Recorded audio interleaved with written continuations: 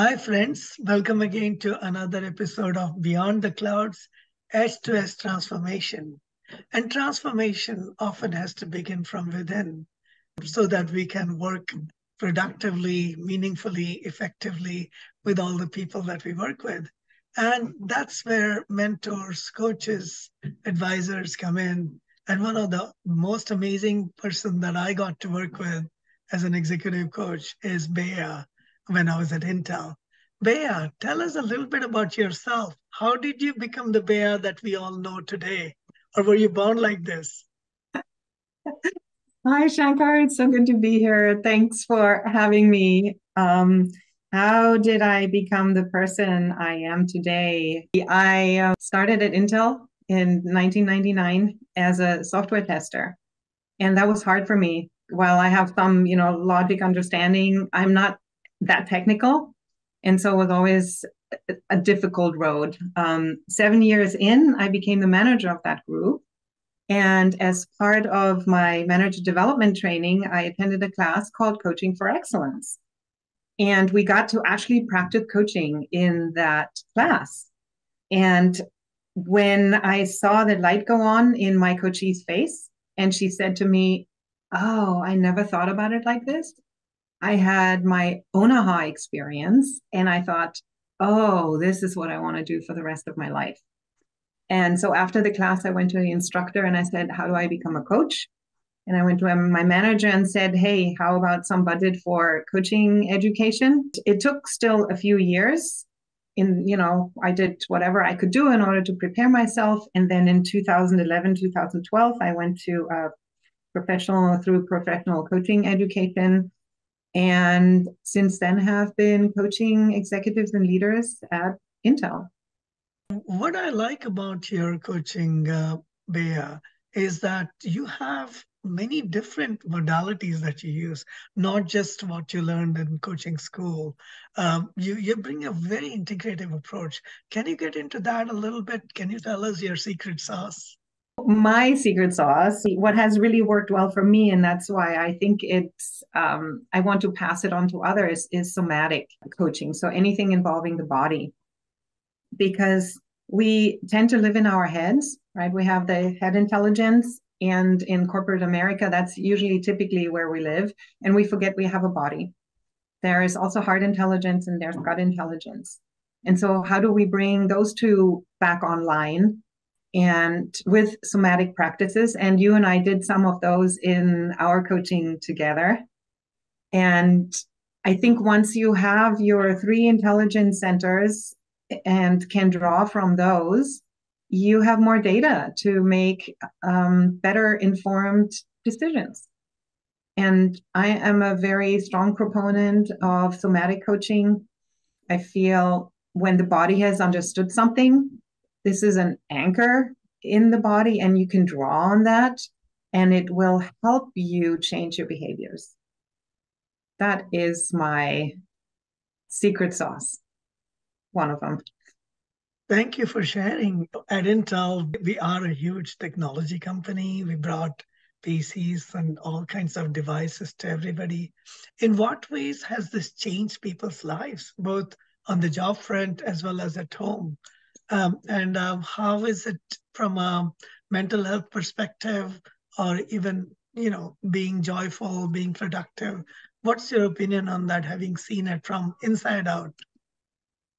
Well, actually, let me ask you, since we went through coaching together, what has changed in your life? I've been much more mindful, and especially when I'm working, long hours, such as all these interviews.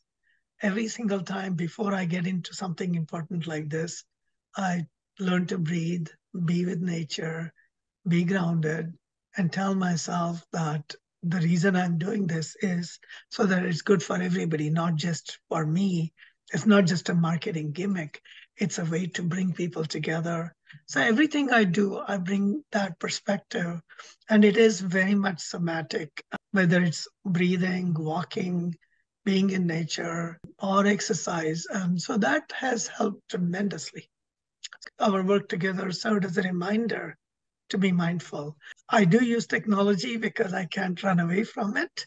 Technology is fantastic. I use even ChatGPT, Google Bard, a lot of the tools to clean up and to create good quality work.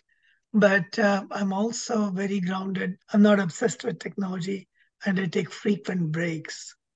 What do you see when you work with so many people? Yeah, great. So it sounds like you found a balance between technology and the mindful approach and being grounded to a particular situation, or more grounded than you might have been otherwise. So for me, in my own experience, it's similar. I also have a meditation background of many years, and that has been helping me a lot getting back to my center. Because I always say that it's not about being perfect and never falling off our center. We always fall off our center, right? It just depends how quickly can we recover. And so when I look at my own process, I have been able to recover faster than previously. So getting back to center a little bit faster, and definitely using my body for that as well. I have different breathing exercises or even postures, different postures or gestures that help with grounding. And those are things that I also apply in my coaching practices. I tend to look at people and see how do they show up in conversation, and somebody leaning forward a lot, right? And what is the energy like? Is it very frantic? I notice that and say, hey, here's what I'm observing. And what would it look like if you actually leaned back and took a few breaths and then have that conversation from that point of view? And things change, the energy changes in a person. And what it gives us, the self awareness, what it gives us is choice point, that we get to a point where we can say, oh, here it is again. Here's that behavior that I've been trying to change. And I want to do something differently. And now I can decide, do I go down the old way? And I know what the implications are of that. Or am I going to try a new behavior and see what happens?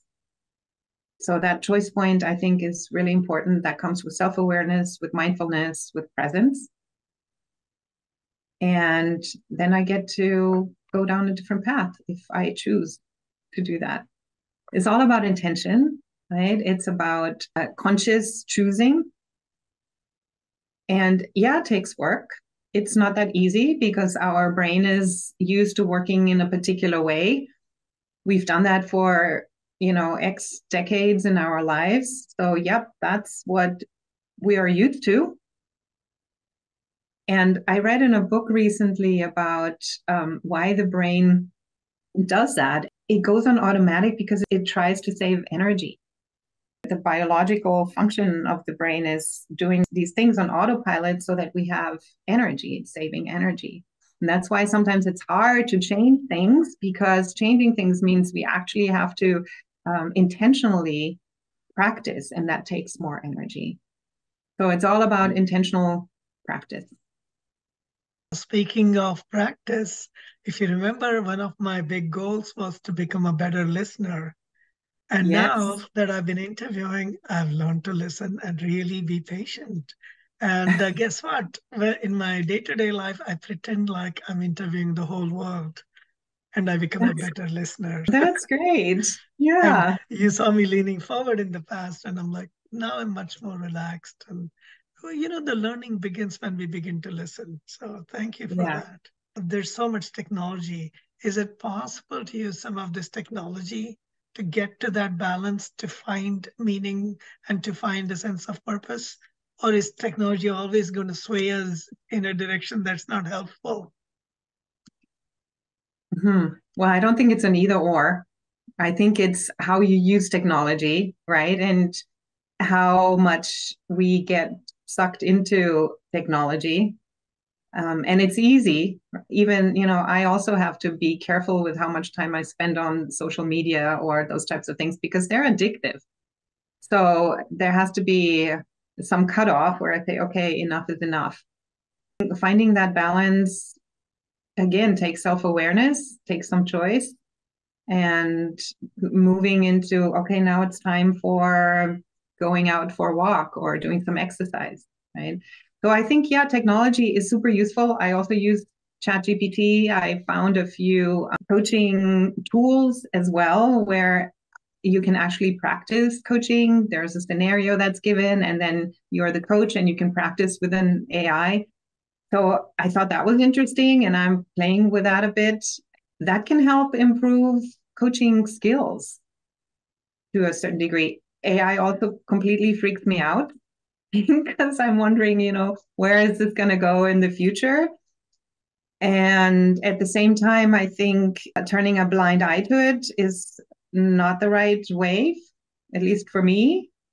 I am also part of a coach collective that looks at different AI possibilities and what's happening in the coaching world specifically around AI. So I try to keep a foot, in that world, or dip my toe into that world. Maybe that's a better way to say it.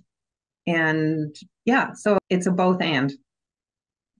And the presence of AI in various aspects of our life is also creating a lot of anxiety for people in every aspect of their job. Whether it's a programmer or a marketing person or a legal assistant or a Yeah. lawyer, what's the right attitude to have during all these potential career transitions? And how does somebody deal with all that anxiety and use it in a productive way rather than succumb to it and feel paralyzed? That's a big question. I sometimes have anxiety around that too, and I'm wondering where is this all going to go? Um, I think AI will probably replace anything that has a particular system. If there is a step-by-step thing, then that's an easy thing to replicate with AI. I don't know how this is going to look in the future. We've had industrial revolution before, and that replaced a whole bunch of people's jobs, and it also created new jobs. So maybe with AI, it's a similar thing. It's going to do away with a bunch of jobs, and in some way, shape, or form, it's going to create some new jobs.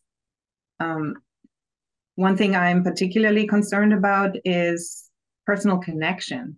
Like, how might that change with AI? So if, people don't relate to each other anymore, that I see as a potential problem in just how do we get along as human beings in the world. If we can only talk to an AI and not to another human being, and how are we going to manage our conflicts and disagreements? Yeah, there's a little bit of concern there, and I'm wondering how that's all going to turn out. And in some way, I actually think that helping professions might become really important in that way, in order to help people to communicate with each other better, which, then takes me to my whole communication theory that, and I really love the work that Marshall Rosenberg brings to the table, the nonviolent communication, where he says that everything human beings do, we do because we want to meet one or more of our needs. And the strategies that we choose in order to meet those needs are either can be skillful or can be not so skillful, right? And so in my coaching, I like to also look at those. What are those needs for the coachee, and for the person that they are dealing with in their lives or their situations? And then how do we manage that better? How do we learn how to name those needs? How do we manage those needs, those emotions? And how does that lead to better communication, better connection? Thank you. You brought up many different points and expressed even your own vulnerability as all these technologies take over. It is time to really think through and feel it and say, yes, we're getting all this technology and automation, and are we losing something? One of the interesting things that one of the top AI researchers said to me is that it's fun to watch robots play volleyball or soccer for some time. But is that what we want to do the rest of our life, watching robots play with each other or Yeah. robots taking care of everything and we just sit and drink beer? Probably not. So his point was that the need for human connection actually increases. Yeah. We can't be in front of computers all the time. It'll be such a lonely world. It already is. as people sit down with their social media. Yeah, So the need for human connection actually grows. Don't you think that the need for emotional intelligence will actually grow when absolutely. Yeah. logical tasks, a lot of so-called step-by-step tasks, will be done by machines? Oh, absolutely. Yeah. I mean, we've already seen the need for connection. That human beings are wired for connection is something that Brene Brown says.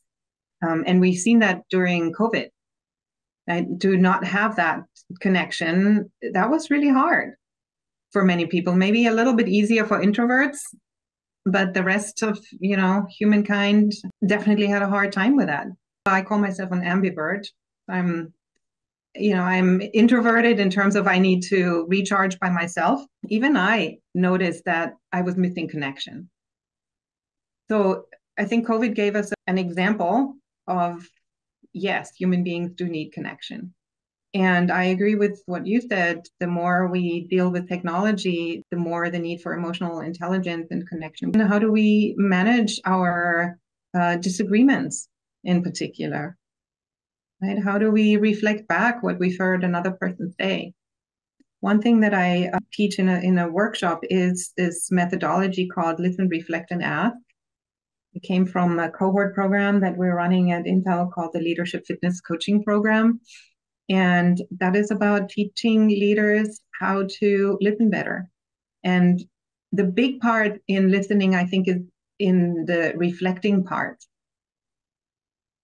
We often forget to reflect back what we heard the other person say, and we often don't want to reflect something back because we think, oh, if I acknowledge what the other person is saying, then the other person is going to think I'm going to agree with them.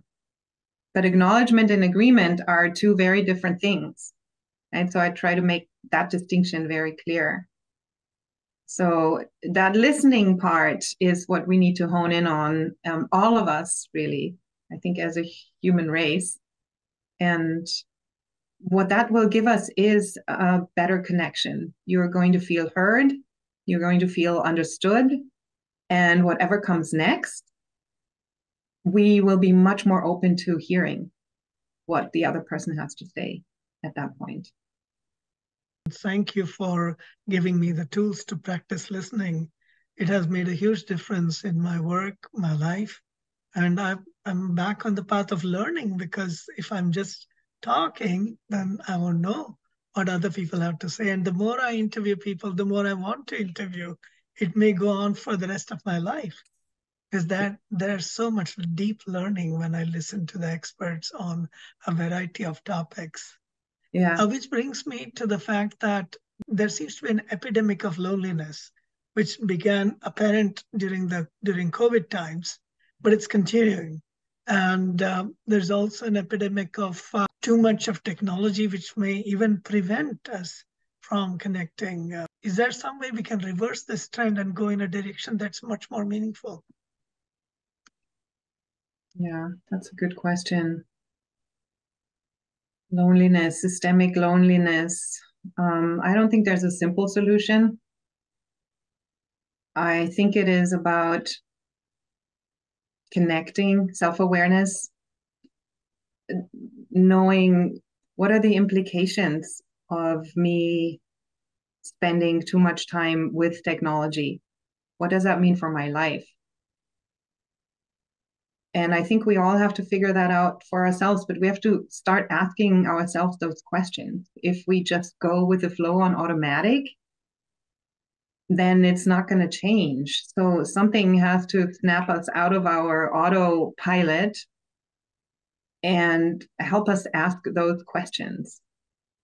And sometimes maybe that is life itself, right? It maybe brings us some illness or an accident or job loss or some crisis, divorce, right? Some crisis or death in some way, shape, or form that wakes us up out of our autopilot mode and says, oh, there's something else out here. It's not just about technology. It's not just about getting things done. Right. So what is important? So that can help us reset a little bit. And I think also we have our particular habits and behavior patterns, ways that practices that we engage with or in, and they turn us into a particular kind of person, right? That builds our character. And then based on that is we pay attention to certain things. And it's sort of that cycle, right? And at some point there has to be this crisis that interrupts that cycle and helps us to wake up and say, okay, I need to do something differently.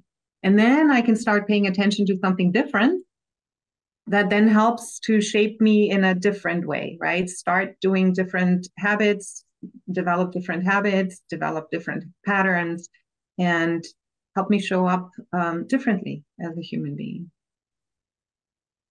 The usual mantra is go with the flow, but you reminded me that often we go with the flow with automatic patterns. So, in other words, mindlessly going with the flow, and that's Yeah. not helpful. Yeah. So, one question to you about learning through sharing, giving. You have been in technology for many years and then many more years in coaching now. Are you the same Bea who started off? Were you always so self aware, or were there changes along the way? What were the gifts you received when you supported others in being more mindful and being more conscious? In what ways has that changed your life? Oh, lots of changes. I'm definitely not the same person that I was many years ago, even a few years ago. Self-awareness has made a big difference and is continuing to make a big difference. I don't think that I can say I have arrived. It's not about that. For me, the path, like the journey is the goal, right? So just peeling back those layers, because there's always another layer that can be peeled back. And it's never going to stop for me.